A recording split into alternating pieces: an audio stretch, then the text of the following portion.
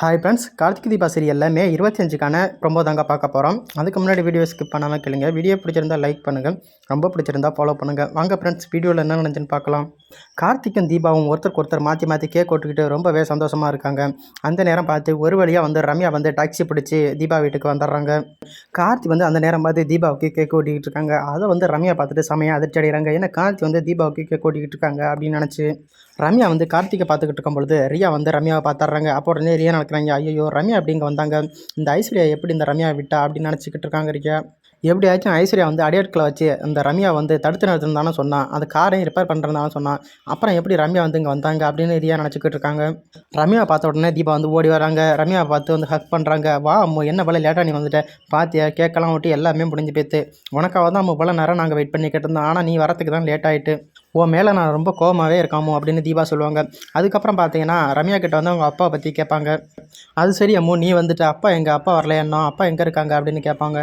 அப்போ பார்த்தீங்கன்னா ரம்யா கார்த்திகை பார்த்த அதிர்ச்சியில் எதுவுமே பேசாமல் அப்படியே நிற்பாங்க. அப்போ உடனே தீபா கேட்பாங்க, என்ன மூணு பாட்டும் பேசிக்கிட்டு இருக்கேன்னு எதுவுமே பதில் சொல்லாமல் இருக்கா. அதுவா தீபா அப்படின்னு சொல்லி சமாளிப்பாங்க. அப்போ கார்த்தி ரம்யாவை பார்த்துட்டு செம்மையாக சாக்காவாங்க. அப்போ உடனே கார்த்தி கேட்பாங்க, மேடம் நீங்கள் எப்படி மேடம் இந்த ஃபங்க்ஷனுக்கு வந்தீங்க அப்படின்னு. அதுக்கு உடனே தீபா சொல்லுவாங்க, இவ தான் என்னோட அம்மு, இவ தான் என்னோட பெஸ்ட் ஃப்ரெண்டு, நான் தான் இங்கே இவளை இன்வைட் பண்ணி இங்கே வர சொன்னேன் அப்படின்னு தீபா எல்லாத்தையுமே சொல்லுவாங்க. அப்போ அதை கேட்டுட்டு கார்த்திக் ரொம்பவே அதிர்ச்சிவாங்க. அப்போ உடனே ரம்யா கேட்பாங்க, தீபா கார்த்திக் அவனோட ஹஸ்பண்ட் அப்படின்னு கேட்பாங்க. அப்போ உடனே தீபா சொல்லுவாங்க, ஆமாம் அம்மு, கார்த்திக் தான் என்னோட ஹஸ்பண்ட், உனக்கு தெரியாத அம்மு அப்படின்னு கேட்பாங்க.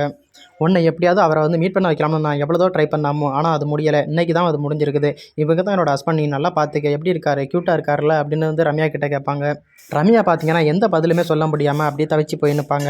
அப்போ உடனே அபிராமி வாமா ரம்யா, உனக்காக தான் தீபா ரொம்ப நேரம் வெயிட் பண்ணிக்கிட்டு இருந்தா, ஆனால் நீ வரத்துக்கு தான் டைம் ஆகிட்டு, அதனால தான் நாங்கள் கேட்கலாம் வெட்டிட்டோம் அப்படின்னு அபிராமி சொல்லுவாங்க.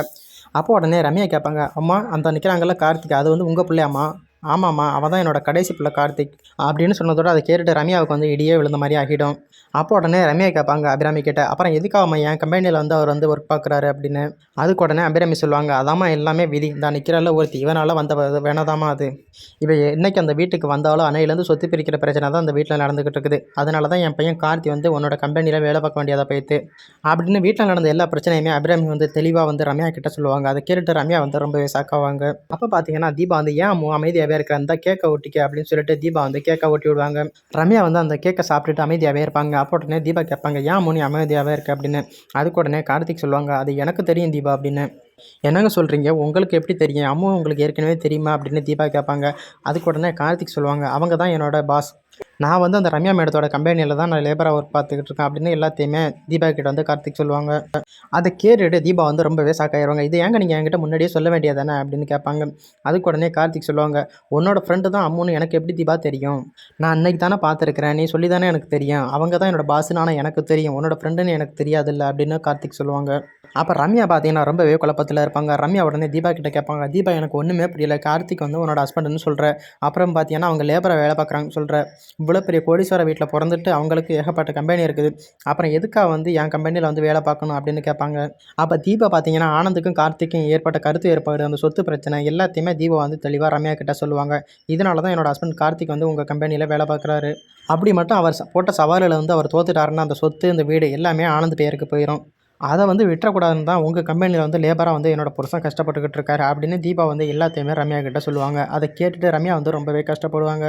அப்புறம் பார்த்தீங்கன்னா ரம்யா கார்த்திகிட்ட கேட்பாங்க, கார்த்திக் தீபா சொன்னதெல்லாம் உண்மையா அப்படின்னு. ஆமாம் மேம், தீபா சொன்னதெல்லாம் உண்மை தான், தீபா தான் என்னோடய ஒய்ஃப் அப்படின்னு சொல்லுவாங்க. அப்படி சொன்னதோட ரம்யா ரொம்பவே கண் கலங்கிடுவாங்க அந்த இடத்துல. அப்புறம் பார்த்தீங்கன்னா ரியா ஐஸ்வர்யாவுக்கு கால் பண்ணுவாங்க. உன்கிட்ட நான் என்ன வேலை சொன்னேன், நீ என்ன வேலை பண்ணி வச்சிருக்கீங்க ஐஸ்வர்யா அப்படின்னு கேட்பாங்க. ஏன் என்னாச்சு, நான் உங்ககிட்ட என்ன சொல்லியிருந்தேன், ரம்யா மட்டும் இங்கே வந்திருந்தா நம்ம போட்ட பிளான் எல்லாமே வேஸ்ட்டாக போயிருக்கும், நம்ம திட்டம் எல்லாமே வேஸ்ட்டாக போயிருக்கோம்ல, உங்களால் ரம்யாவை கூட தடுத்து நிறுத்த முடியாது அப்படின்னு ரியா கேட்பாங்க. அதுக்கு உடனே ஐஸ்வர்யா சொல்லுவாங்க, நான் அவளோட காரை ரிப்பேர் பண்ணினேன், ஆனால் அவள் அப்படியும் டாக்ஸி பிடிச்சி வந்துட்டா, நான் ரம்யாவை தடுக்கிறதுக்கு எவ்வளோதோ திட்டமெல்லாம் போட்டு பார்த்தேன், ஆனால் அது எதுவுமே நடக்கலை, அவள் எப்படி வந்தான்னு எனக்கே தெரியல அப்படின்னு ஐஸ்வர்யா சொல்லுவாங்க. அதை கேட்டுட்டு ரியா ரொம்பவே கோவப்படுவாங்க. உங்ககிட்ட ஒரு காரியம் கொடுத்தா அதை நீங்கள் உருப்படியாக பண்ண மாட்டீங்களா அப்படின்னு ரியா ஐஸ்வர்யா மேலே கோவப்படுவாங்க. அப்போ உடனே ஐஸ்வர்யா கேட்பாங்க, சரி இப்போ அந்த ரம்யா என்ன பண்ணிக்கிட்டு இருக்கா இப்போ சொல்லு அப்படின்னு. அதுக்கு உடனே ரியா சொல்லுவாங்க, அந்த தீபாவும் ரம்யாவும் ஒருத்தருக்கு ஒருத்தர் கொஞ்சிக்கிட்டு இருக்காங்க, மாற்றி மாற்றி கேக் ஓட்டிக்கிட்டு இருக்காங்க. அந்த கார்த்தி, தீபா, ரம்யா 3 பேருமே என்னமோ பேசிக்கிட்டு இருக்காங்க. ஆனா அது என்னன்னு தான் தெரியல. நான் அவங்க பக்கத்துல இல்ல. கொஞ்சம் தூரமா நின்னு தான் நான் பார்த்துக்கிட்டு இருக்கேன். அவங்க 2 பேருமே மீட் பண்ணக்கூடாதுன்னு நம்ம இவ்வளோ பிளான் போட்டோம். அது எல்லாமே வேஸ்ட்டா போயிடுச்சு ஐஸ்வர்யா. இப்போ என்ன பண்ணுறது அப்படின்னு ரியா கேட்பாங்க. சரி ரியா, நீ ஒன்றும் கவலைப்படாதப்பா. அங்கே என்ன நடக்குதுன்னு மட்டும் எனக்கு அடிக்கடி அப்டேட் கொடுத்துக்கிட்டே இரு. நான் எதா இருந்தாலும் நான் பார்த்துக்கிறேன் அப்படின்னு சொல்லிட்டு ஐஸ்வர்யா ஃபோனை வச்சுடுவாங்க. அதுக்கப்புறம் பார்த்தீங்கன்னா ரம்யாவும் தீபாவும் பேசிக்கிட்டு இருப்பாங்க. சரி தீபா, நான் உனக்காக கார்த்திக்கெல்லாம் வேலையை விட்டு தூக்க மாட்டேன். ஏன்னா உங்கள் குடும்ப சூழ்நிலை எல்லாமே எனக்கு தெரியுது. கார்த்தி, நீங்கள் ஒன்றும் கவலைப்படாதீங்க. எப்படியாவது நீங்கள் போட்ட சவாலில் உங்களை ஜெயிக்காமல் நான் விட மாட்டேன். உங்களை எப்படியாவது நான் ஜெயிக்க வச்சுருவேன். இப்போயாவது தீபா தான் உங்கள் ஒய்ஃப்னு நீங்கள் சொன்னீங்களே, இதுவே எனக்கு போதும். இப்போவே நீங்கள் உங்கள் சவாலில் ஜெயிச்ச மாதிரி தான் கார்த்திக். நீங்கள் எதை பற்றியும் ஃபீல் பண்ணாதீங்க. அப்போ பார்த்தீங்கன்னா ரம்யாவுக்கு வந்து கண்ணெல்லாமே கலங்குது. சரி தீபா, எனக்கு ரொம்பவே டைம் ஆயிடுச்சு. என் கார் வேறு ரிப்பேர் ஆகிட்டு அதை வேறு நான் சரி பண்ண கொடுத்துருக்கேன். அது என்னாச்சுன்னு நான் பார்க்கணும் தீபா. நான் போயிட்டு கிளம்புறேன் அப்படின்னு சொல்லிட்டு ரம்யா பார்த்தீங்கன்னா கிளம்புவாங்க. அப்போ தீபா பார்த்தீங்கன்னா ரம்யா கொடுத்த கிஃப்ட்டை வந்து ஓப்பன் பண்ணி பார்ப்பாங்க. அந்த கிஃப்ட் வந்து தீபாவுக்கு வந்து ரொம்பவே பிடிச்சிருக்கும். ரம்யா பார்த்தீங்கன்னா என்னதான் இருந்தாலும் கார்த்திக் வந்து தீபாவோட ஹஸ்பண்டு. தீபாவுக்கும் கார்த்திக்கும் தான் அது கரெக்டாக இருக்கும். தீபா கூடயே கார்த்திக் வந்து லைஃப் லாங் இருக்கட்டும் அப்படின்னு சொல்லிட்டு ரம்யா வந்து அழுதுகிட்டே அங்கேருந்து கிளம்பிடுவாங்க. தீபா வந்து ரொம்பவே நல்ல பொண்ணு. தீபா வந்து பாவம். நான் தீபாவுக்கு வந்து துரோகம் பண்ண மாட்டேன். என்றைக்குமே தீபாவுக்கு வந்து ஒரு நல்ல தோழியாக தான் இருப்பேன். தீபாவுக்கு ஏற்ற ஜோடி வந்து என்றைக்குமே கார்த்தி தான் அப்படின்னு நினச்சிக்கிட்டு ரம்யா வந்து அழுதுகிட்டே அங்கேருந்து போயிட்டுருப்பாங்க. அப்போ பார்த்தீங்கன்னா ஓடி போய்ட்டு ரியா வந்து ரம்யா வந்து தடுத்து நிறுத்துவாங்க. ரம்யானா அவங்கள வந்து பார்த்துக்கிட்டு தான் இருந்தேன். நீங்கள் கார்த்திக் கூடயும் தீபா கூடயும் பேசும்போது நான் வாட்ச் பண்ணிக்கிட்டு தான் இருந்தேன். அப்போயிலேருந்து உங்கள் கண் வந்து கலங்கிக்கிட்டே இருந்துச்சு. எதுக்காக நீங்கள் அழுவுறீங்க? நீங்கள் எதுவும் கார்த்திக் வந்து ஒன் சைடாக லவ் பண்ணுனீங்களா அப்படின்னு ரியா கேட்பாங்க. அப்படி கேட்டதோட ரம்யாவுக்கு வந்து தூக்கி வாரி போட்டுரும். அப்போ உடனே ரம்யா சொல்லுவாங்க, நீங்கள் தேவையில்லாமல் பேசிக்கிட்டு இருக்காதீங்க.